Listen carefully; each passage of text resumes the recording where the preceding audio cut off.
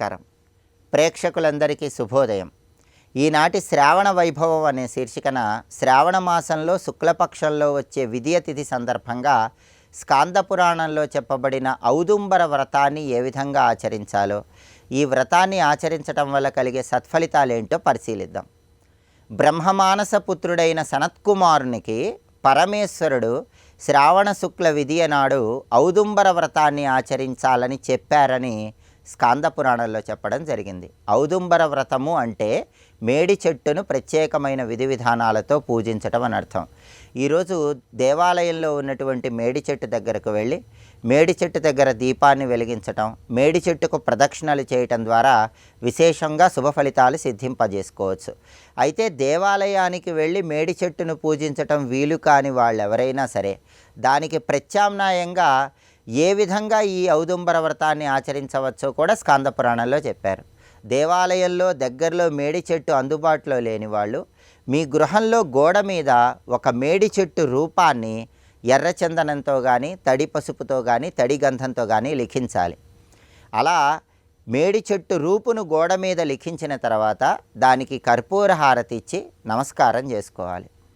ఆ తర్వాత 33 పండ్లు ఆ మేడి చెట్టుకు చూపించి నైవేద్యంగా సమర్పించాలి. ఆ 33 పండ్లలో 11 పండ్లు మీరు ఆహారంగా స్వీకరించాలి. మిగిలిన 11 పండ్లు ఎక్కడైనా దేవాలయంలో పండితులకు పంచిపెట్టాలి. ఇంకొక 11 పండ్లు ఎక్కడైనా పరిసర ప్రాంతాలలో ఆకలితో ఉన్న వాళ్ళకి ఇవ్వాలి. మొత్తం 33 పండ్లను ఈ విధంగా వినియోగించాలి. దీన్నే ఔదుంబర వ్రతం అనే పేరుతో పిలుస్తారు. అలాగే ఈరోజు ఎవరైనా సరే శ్రావణ శుక్ల విదియ సందర్భంగా శివారాధన చేసిన తర్వాత ఈ ఔదుంబర వ్రతాన్ని ఆచరించడం ద్వారా సమస్త శుభ ఫలితాలను సిద్ధింపజేసుకోవచ్చు. దాంతోపాటు శ్రావణ మాసంలో వచ్చే మొట్టమొదటి శుక్రవారం కాబట్టి శ్రీ మహాలక్ష్మీదేవి సంపూర్ణమైన అనుగ్రహం కలగాలంటే శ్రీ సూక్తంలో చెప్పబడిన విధంగా లక్ష్మీదేవిని మారేడు దళాలతో పూజించాలి. ఆదిత్యవర్ణే తపసోధిజాత వనస్పతిస్తవ వృక్షోద బిల్వ తస్య ఫలాని తపసానుదంతు మాయాంతరాయశ్చ బాహ్యాలక్ష్మి అని శ్రీ సూక్తంలో ఒక శ్లోకం ఉంది. ఇది రైవత మన్వంతరంలో శ్రీ మహాలక్ష్మీదేవి అనేక వేల సంవత్సరాలు మారేడు చెట్టు కింద కూర్చొని తపస్సు ఆచరించి మారేడు చెట్టు రూపంలోకి మారిపోయినప్పుడు వచ్చినటువంటి శ్లోకము.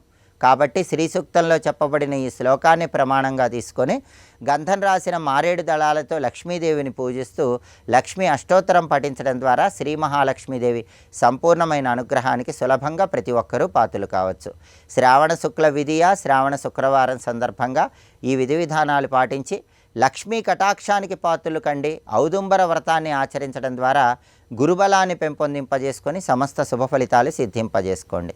రేపటి శ్రావణ వైభవం శీర్షికన శ్రావణ మాసంలో శుక్లపక్ష తదియ తిథి సందర్భంగా స్వర్ణగౌరీ వ్రతం వెనుక ఉన్నటువంటి పౌరాణిక గాథ ఏంటో, ఆ గాథను శ్రవణం చేయటం వల్ల కలిగే సత్ఫలితాలేంటో పరిశీలిద్దాం.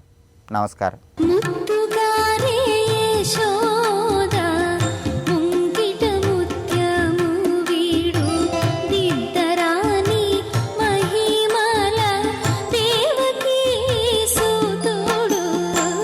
అంతా రామమయం, ఈ జగమంతా రామమయం అన్నట్టు వీడికి అంతా అష్టమగర్భమయం.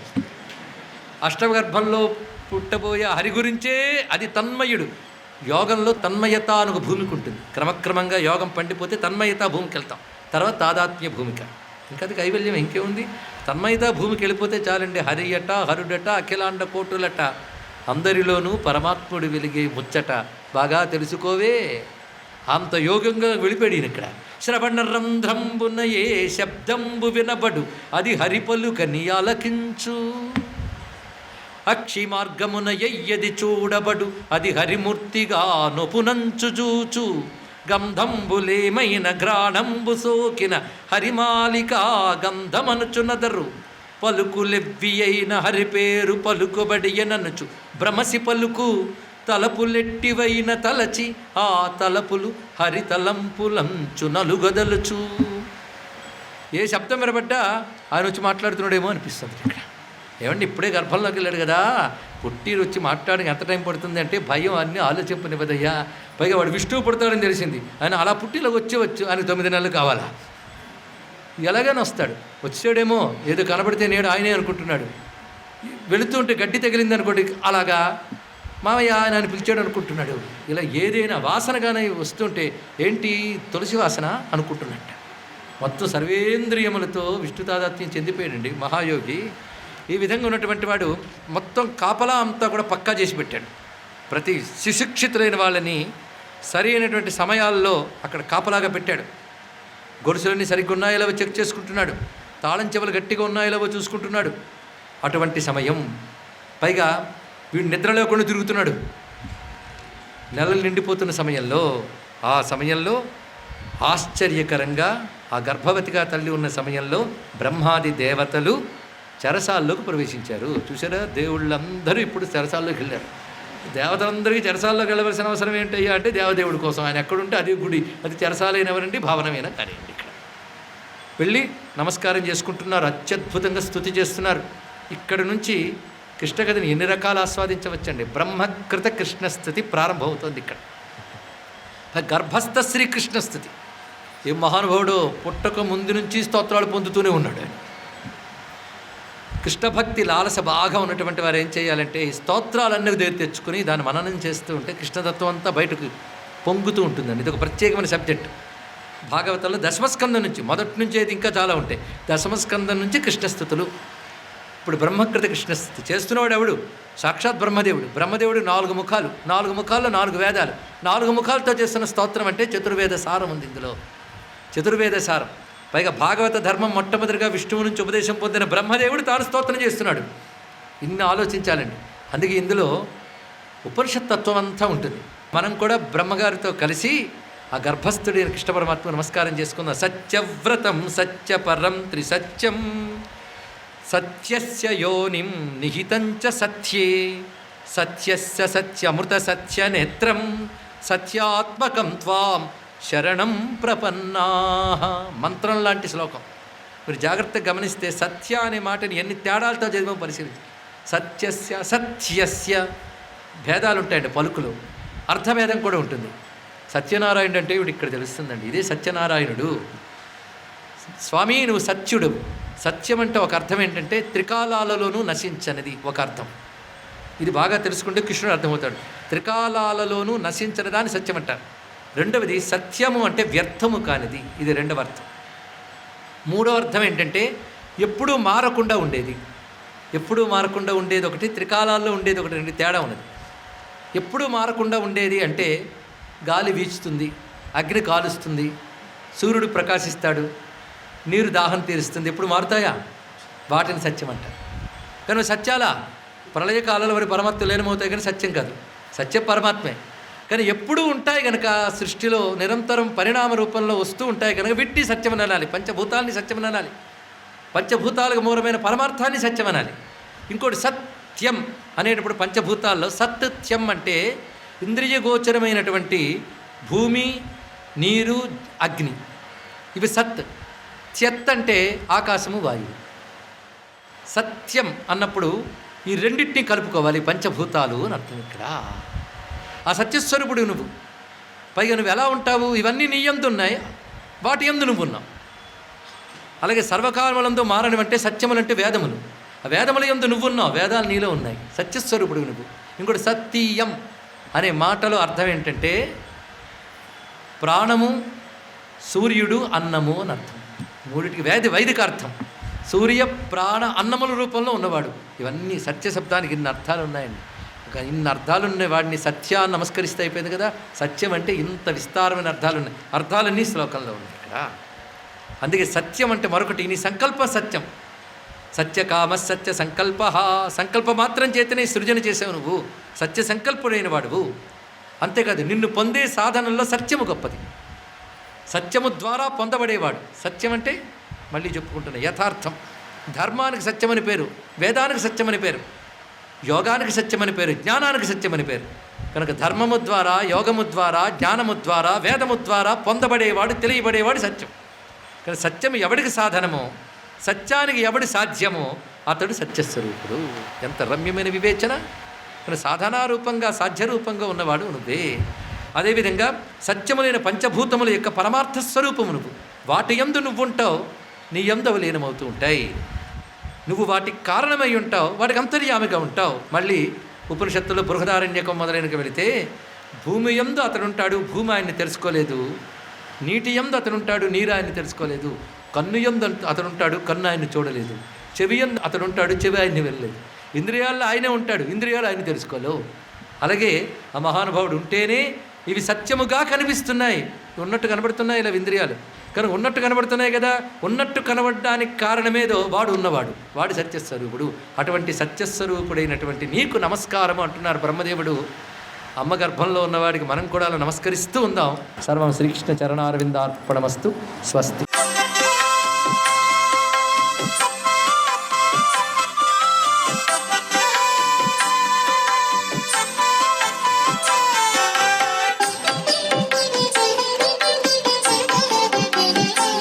శ్రీ మహాలక్ష్మీ నమః. శ్రీ మాత్రే నమః. ఓం నమః శివాయ. ఓం నమో నారాయణాయ. సిరులను కురిపించే శ్రావణ మాసంలో మొదటి శ్రావణ శుక్రవారం ఈరోజు.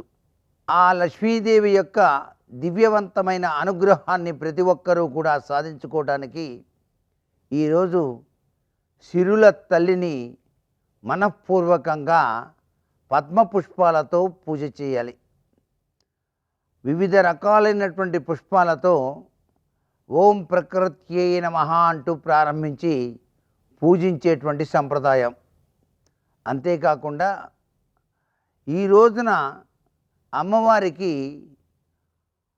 ఆవు పాలతో చేసినటువంటి బెల్లం కలిపినటువంటి అన్నంతో కూడినటువంటి పరమాన్నం నైవేద్యంగా సమర్పించి కనకదారాస్తవం, శ్రీ సూక్తం తప్పనిసరిగా పఠించడంతో పాటుగా ఈ శుక్రవారం నాడు అమ్మవారి విగ్రహాన్ని ఉంచి ఇంటిలోనే పాలతో గనక శ్రీ సూక్తం చదువుతూ అభిషేకం చేసినట్లయితే విశిష్టవంతమైనటువంటి సంపదల్ని ఆ తల్లి మనకు ప్రసాదిస్తుంది, సిరి మహాలక్ష్మి. అందుచేత ఈ శుక్రవారం అమ్మవారి యొక్క రూపైనా సరే ఉంచి శ్రీ సూక్తంతో అభిషేకం అనేటువంటిది నిర్వహించటం హిరణ్యవర్ణాం హరిణీం అంటూ ప్రారంభిస్తాం. అలా శ్రీ సూక్తాభిషేకం గనక చేసినట్లయితే ఆ చక్కని తల్లికి ప్రీతికరమైనటువంటి వంటకాలు నైవేద్యంగా సమర్పించి 10 మందికి పంచినట్లయితే దాన ధర్మాల వెనకాల దాగిన పరమార్థ లక్షణాన్ని అవగాహన చేసుకున్న లక్ష్మీదేవి మనకు సిరి సంపదలను ప్రసాదిస్తుంది అని చెప్పేసి శాస్త్రం. గత జన్మలో చేసిన దాన ఫలితమే ఈ జన్మలో మనం అనుభవిస్తున్నటువంటి విధి విధానం. కాబట్టి లక్ష్మీ అనుగ్రహం కావాలంటే తగిన దాన ధర్మాలు కూడాను ఆచరించాలన్నమాట. సర్వే జనా సుఖినో భవంతు.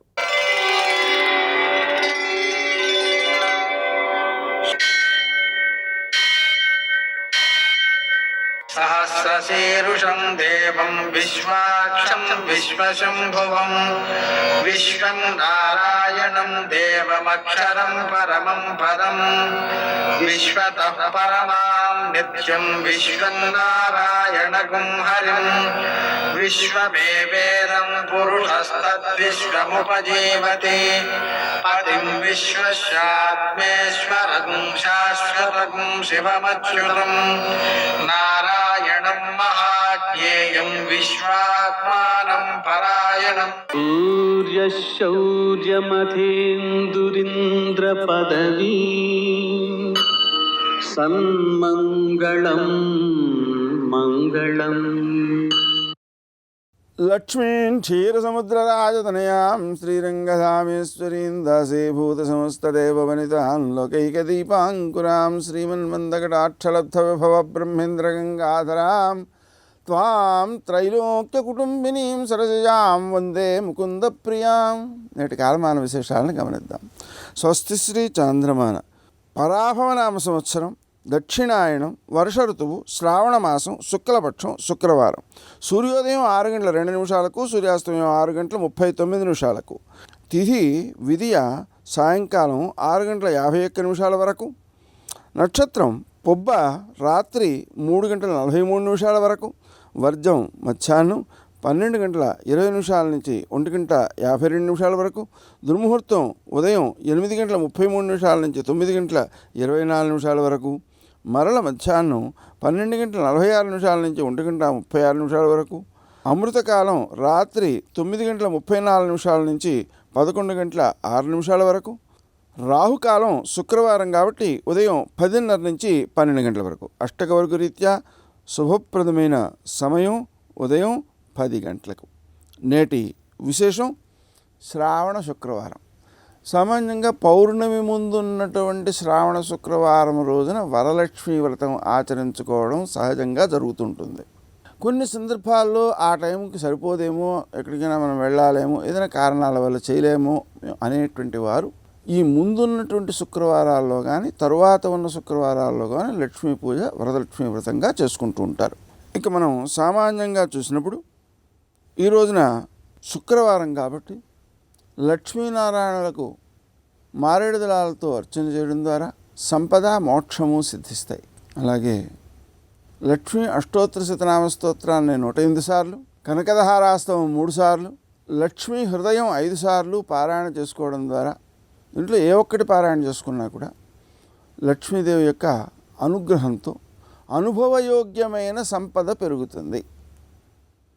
ప్రతి శుక్రవారం 108 సార్లు చొప్పున లక్ష్మీ అష్టోత్తర శతనామ స్తోత్రాన్ని కనుక పారాయణ చేసినట్లయితే సంవత్సర కాలంలో కుబేరుడు అవుతాడు అని చెప్పారు ఫలితం.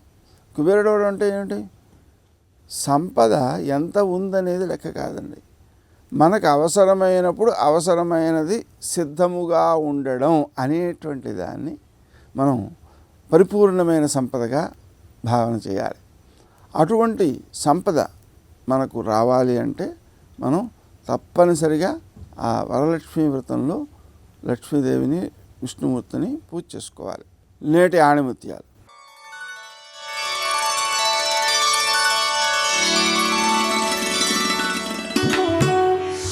మనస్సు నిర్మలమైతే సమస్త దుఃఖాలు సమసిపోతాయి.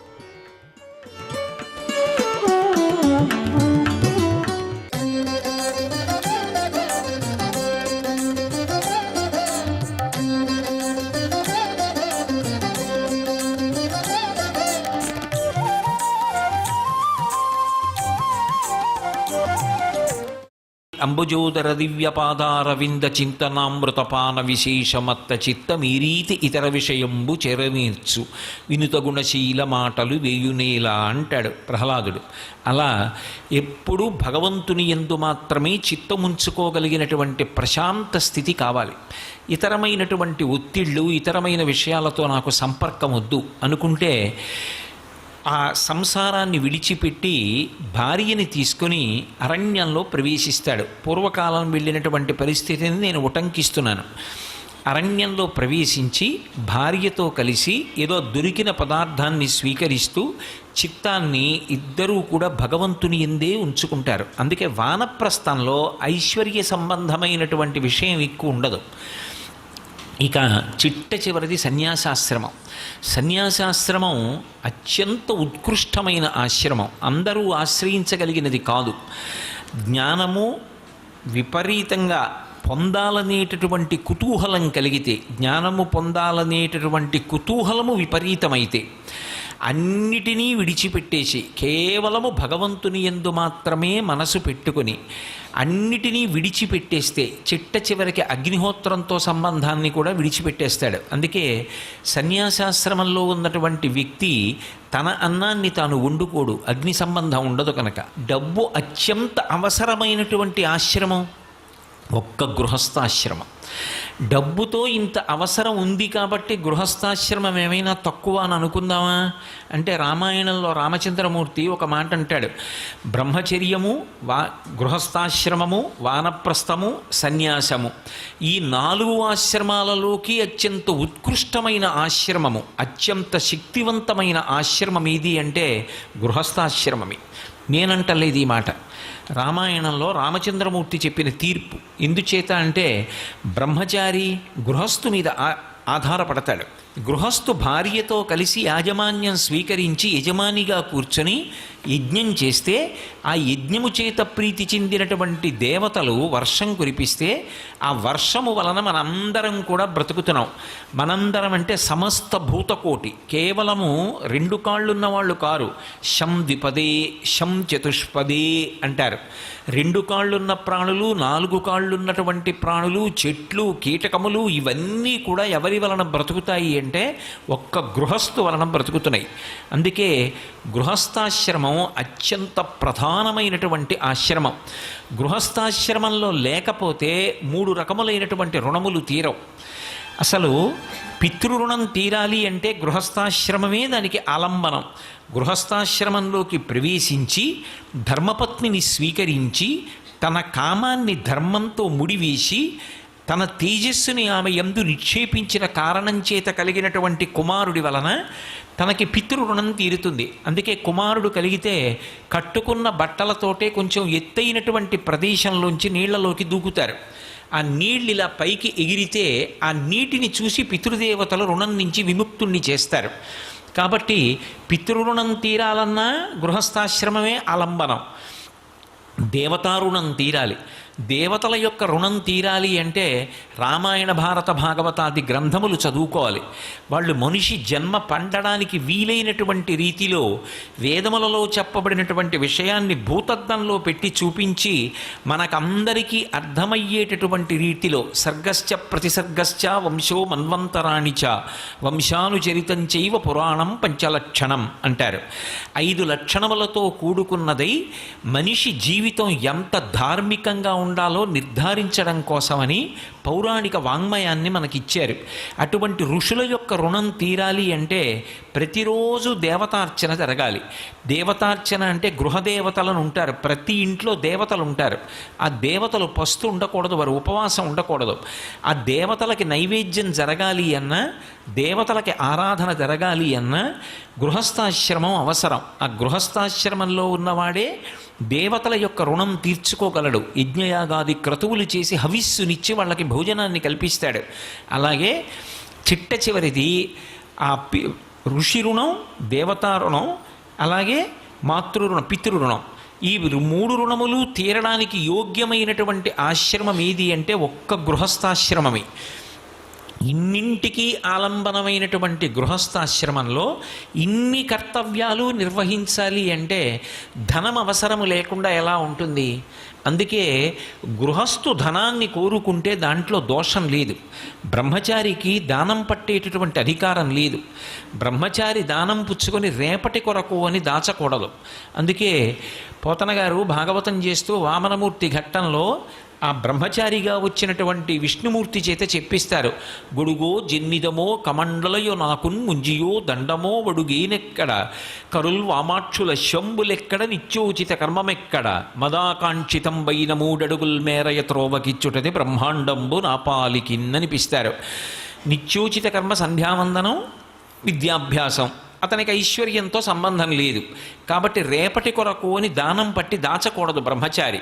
వానప్రస్థు దాని జోలికి వెళ్ళాడు. సన్యాసికి అసలు అవసరం లేదు. ఇక రేపటి కొరకు అని దాచవలసిన వాడెవరు? తన బిడ్డల కోసం, ఇంటికొచ్చే అతిథుల కోసం, తాను దాన ధర్మాలు చెయ్యడం కోసం, తన జీవితానికో ప్రయోజనం కలగడం కోసం డబ్బు సంపాదించాలనేటటువంటి ఆర్తి పొందవలసినటువంటి వాడు ఒక్క గృహస్థే. సర్వం శ్రీ ఉమామహేశ్వర పరబ్రహ్మార్పణమస్తు. స్వస్తి.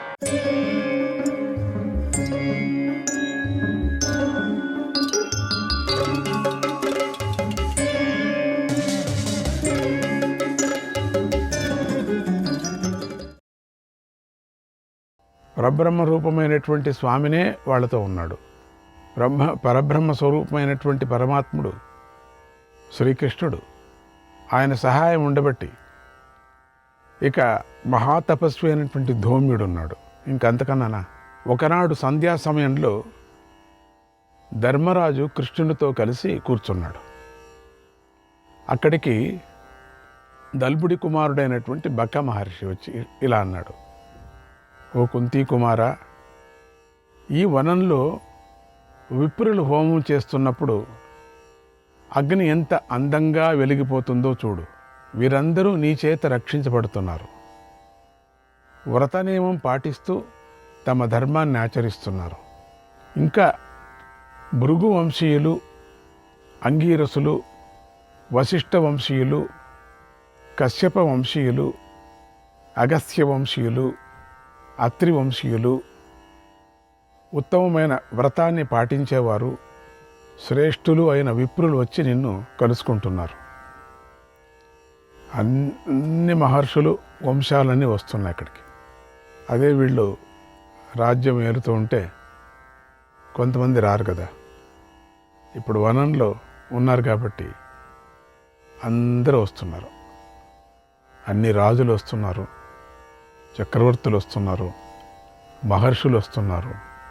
ఉపాసన కర్మతో ఆచరించేటువంటి నిత్య కర్మలు చేసేటువంటి పండితులు వస్తున్నారు. ఓ ధర్మరాజా, సోదరులతో కలిసి ఉన్న నువ్వు నేను చెప్పే మాట విను. విప్రులు క్షత్రియులతో కలిసి ఉండాలి, క్షత్రియులు విప్రులతో కలిసి ఉండాలి. అప్పుడు గాలి అగ్ని కలిసి వనాలను కాల్చివేసినట్లుగా నువ్వు శత్రువులను సులభంగా కాల్చివేయవచ్చు. నా బ్రాహ్మణస్తాత చిరం బుభూషేత్, నా బ్రాహ్మణస్తాత చిరం బుభూషేత్, ఇచ్చన్నిమం లోక మముంచ జేతుం, ఇచ్చన్నిమం లోక మముంచ జేతుం. వినీత ధర్మార్థ మపేతమోఘం, వినీత ధర్మార్థ మపేతమోఘం.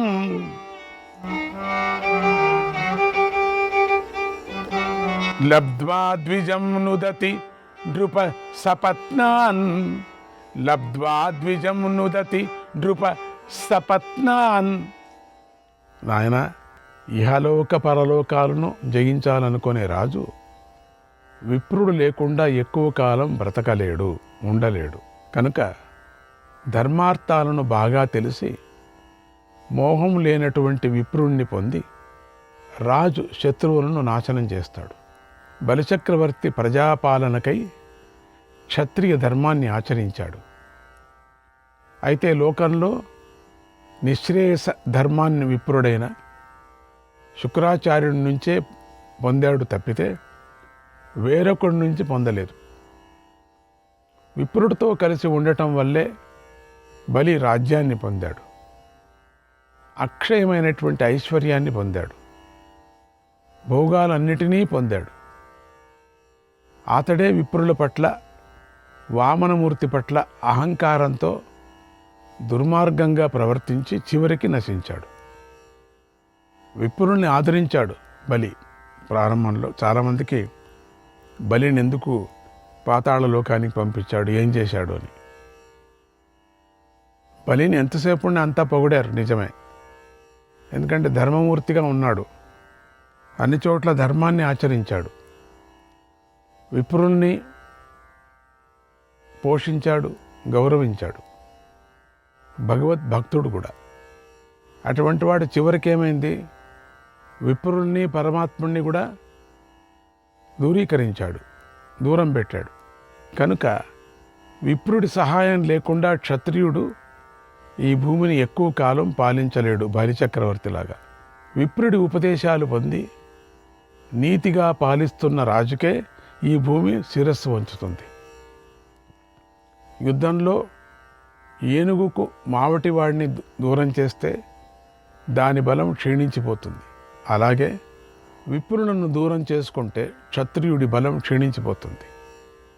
విప్రుడి విచారశక్తి అంటే జ్ఞానం అనంతమైనది. అలాగే క్షత్రుడి బలం అంతులేనిది కనుక, అంటే బలము జ్ఞానము రెండూ చేరితే ఎంత బాగుంటుంది చూడండి. వారిద్దరూ కలిసి నడిస్తే లోకమంతా సుఖంగా ఉంటుంది. వాయువుతో కలిసిన అగ్ని అడవిని కాల్చేస్తుంది, లేకపోతే ఒకటే కాల్చలేదు, వాయువుతో కలుస్తుంది, అడవినంతా దహిస్తుంది. వాయువు ఎటు వీస్తే అటు వెళ్ళిపోతుంది, అగ్ని దహిస్తుంది, దాన్ని ఆర్పలేం కూడా. వాయువే లేకపోతే అప్పుడు అగ్ని అక్కడికే ఆరిపోతుంది కూడా. కాబట్టి విప్రుడు బలము అంటే జ్ఞానము బలము రెండు ఉంటే ప్రపంచాన్నంతా గెలచవచ్చు. విప్రుడితో కలిసిన క్షత్రియుడు శత్రువును కాల్చివేస్తాడు. బ్రాహ్మణేష్వేవ మేధావి, బ్రాహ్మణేష్వేవ మేధావి బుద్ధి పర్యేషణం చరేత్, బుద్ధి పర్యేషణం చరేత్. అలబ్ధస్య చ లాభాయ, అలబ్ధస్య చ లాభాయ లబ్ధస్య పరివృద్ధయే, లబ్ధస్య పరివృద్ధయే.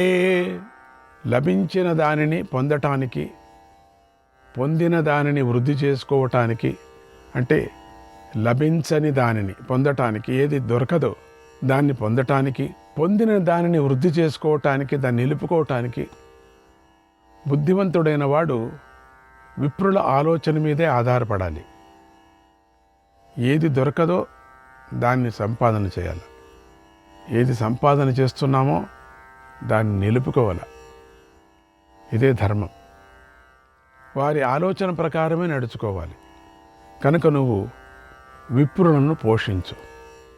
అనుకూలంగా ఉండే ఉపాయాన్ని పొందటానికి నువ్వు కీర్తిమంతుడు, వేదవేత్త, పండితుడు, వివేకవంతుడు అయిన విప్రుని ఆశ్రయించు. విప్రుల పట్ల నీ హృదయంలోని భావం ఎప్పుడూ ఉత్తమంగా ఉన్నది. అందుచేత నీ కీర్తి అన్ని లోకాల్లోనూ ప్రకాశిస్తుంది అన్నాడు. తర్వాత అక్కడి విప్రులంతా బక మహర్షిని పూజించారు. తర్వాత వ్యాసుడు, నారదుడు, పరశురాముడు, పృథశ్రవసుడు, ఇంద్రద్యుమ్నుడు, బాలుకి, కృతచేతసుడు, సహస్రపాత్తు, కర్ణశ్రవసుడు, ముంజుడు, లవణాశ్వుడు, కాశ్యపుడు, హరితుడు, స్థూణకర్ణుడు, అగ్నివేశ్యుడు, శౌనకుడు, కృతవాక్కు, సువాక్కు. ఎంత బాగుంది ఈ పేరు ఇది, సువాక్కు, బృహదాశ్వుడు, విభావసువు, ఊర్ధ్వరేతుడు, వృషామిత్రుడు, సుహోత్రుడు, హోత్రవాహనుడు మొదలైన వారు, ఇంకా కఠోర నియమాలను పాటించే విప్రులు, మహర్షులు ఇంద్రుని పూజించినట్లుగా ధర్మరాజును అందరూ వచ్చి వచ్చి వచ్చి వచ్చి పూజించారు. శ్రీకృష్ణాయ పరమాత్మనే నమః. 27వ అధ్యాయం. ఒక సాయంకాల సమయంలో ద్రౌపదీదేవితో కలిసి పాండవులు కూర్చొని మాట్లాడుకుంటున్నారు. అప్పుడు పండితురాలు, పతివ్రత అయిన ద్రౌపది, ఆవిడ పండితురాలే కదా, ధర్మరాజుతో ఇలా మాట్లాడింది. ఓ మహారాజా, ఆ దుర్యోధనుడు క్రూరుడు, దుర్మార్గుడు, పాపాత్ముడు. అతడికి మన పట్ల కొంచెం కూడా జాలి లేదు. ఆ దుష్టుడు నాతో పాటు నిన్ను కూడా అడవికి పంపాడు, కట్టుబట్టలతోనే అడవికి పంపాడు. అయినా వాడు ఏమాత్రమూ బాధపడటం లేదు. ఆ దుర్బుద్ధి ఆనాడు నిన్ను గూర్చి కఠినమైన మాటలు మాట్లాడాడు. వాడిది మామూలు హృదయం కాదు, ఇనుము వంటి కఠినమైన హృదయం. నువ్వు సుఖాలు అనుభవించడానికి యోగ్యుడు, కానీ ఆ దుర్మార్గుడు నీకు అలాంటి కష్టాన్ని కలిగించాడు, ఇలాంటి కష్టాన్ని కలిగించాడు. ఆ పాపి మాత్రం ఎంతసేపు నా ధర్మరాయుని చూసి ఏడుస్తున్నది పాపం.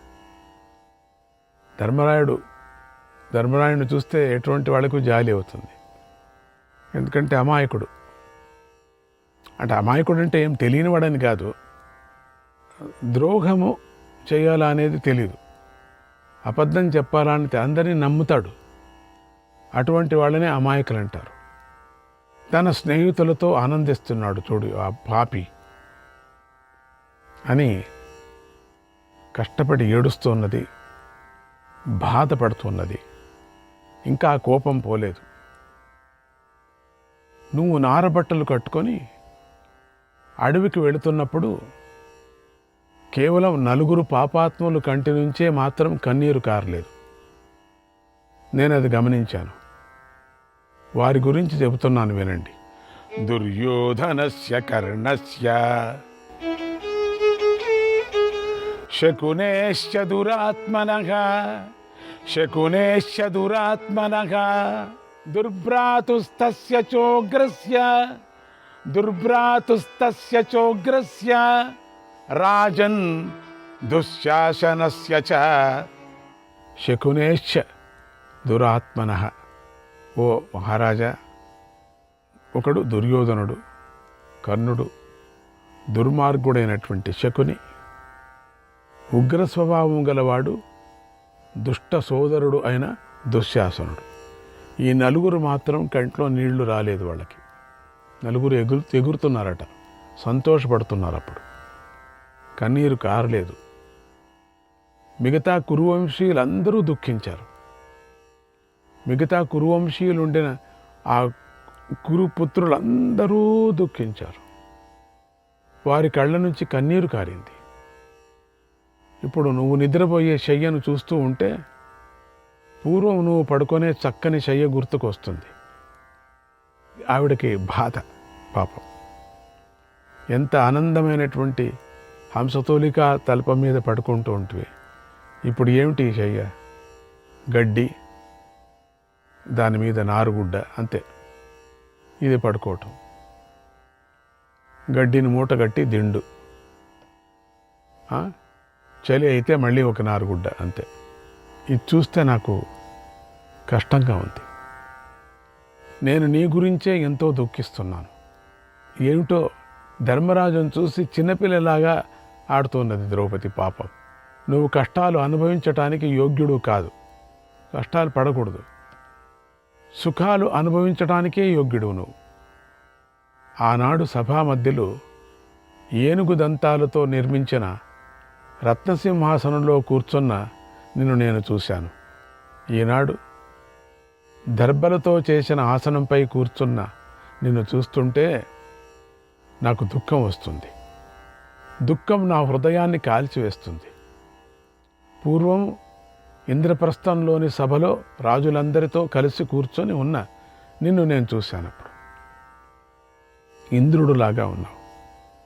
ఇప్పుడు ఒంటరిగా ఉన్న నేను చూస్తుంటే నా హృదయానికి శాంతి కలగటం లేదు.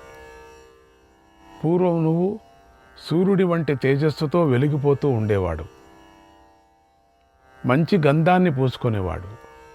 అలాంటిది ఇప్పుడు బురద, ధూళితో మాసిపోయిన నిన్ను చూస్తుంటే నాకెంతో దుఃఖం కలుగుతుంది. పూర్వం స్వచ్ఛమైన పట్టు వస్త్రాలు ధరించి నిన్ను నేను చూశాను.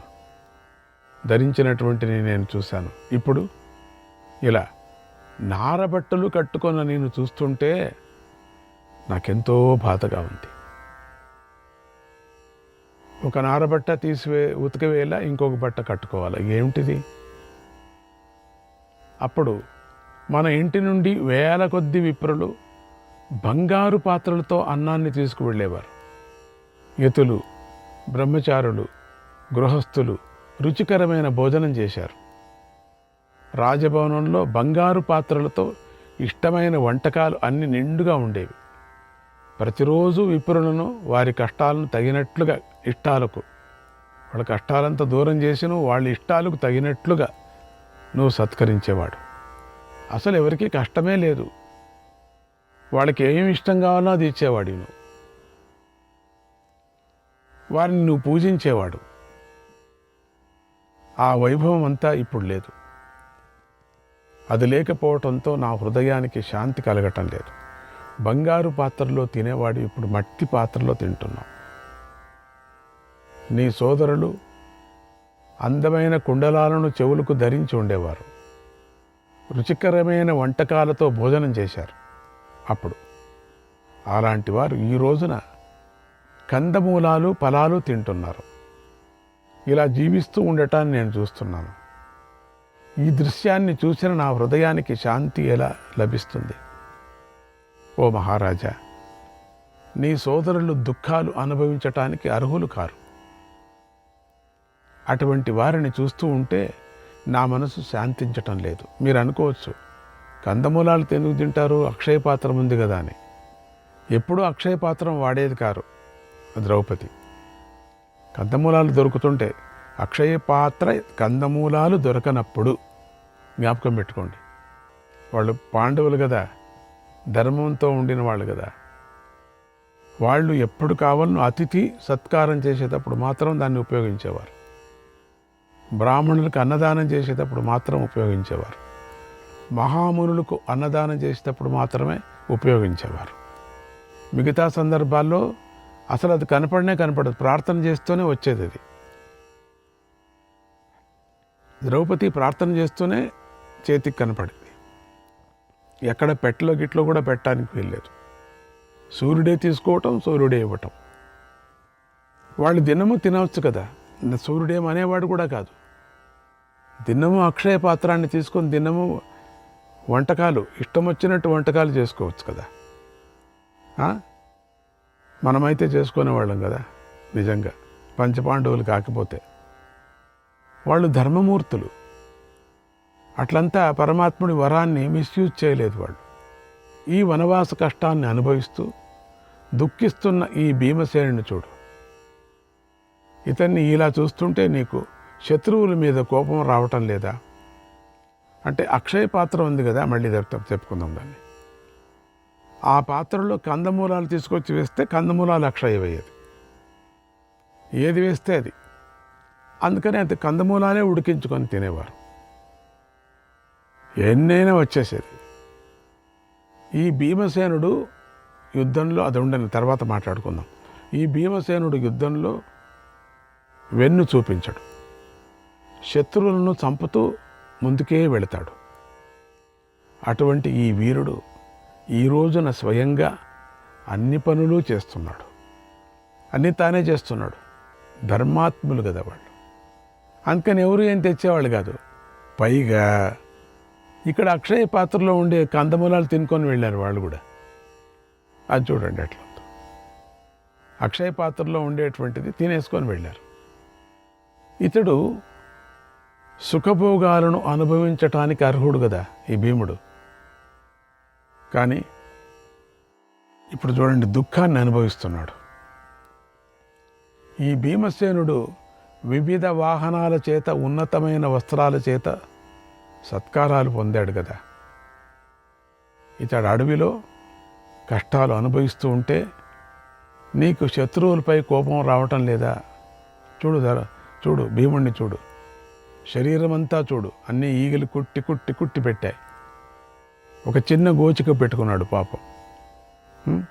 శరీరం మొత్తం అంతా వాపు అయిపోయింది. అసలు నీకేం అనిపించదా? నువ్వు ఆ తమ్ముడిని చూసినవేమైనా? చూడు, నేత తమ్ముడు, ఆ చిన్నోడు చూడు ఎంత కష్టపడుతున్నాడు. నీ కోపం ఇప్పుడైనా అసలు ధర్మరాయికి ఆ రాక్షస కిమ్మీరుణ్ణి చంపేటప్పుడు ఇంకా చంపలేదే అని భీముడి మీద కోపం వచ్చింది, కానీ కింపురుడి మీద రాలేదు అని చెప్పుకోవాలి మనం. ఆయన కోపం రాదు. అప్పుడు ఒకసారి కోపం వచ్చింది అనుకున్నారు దాంట్లో మనకు. అది కోపం కాదు, అది తొందరగా చేయి పని అని అంతే. అసలు ఒక తమాషకైనా కోపంగా పడ్డాయా నువ్వు? అదని చూస్తా నేను. కోపం ముఖం నేను చూడలేదయ్యా నిన్ను మహానుభావ. శ్రీకృష్ణాయ పరమాత్మనే నమః.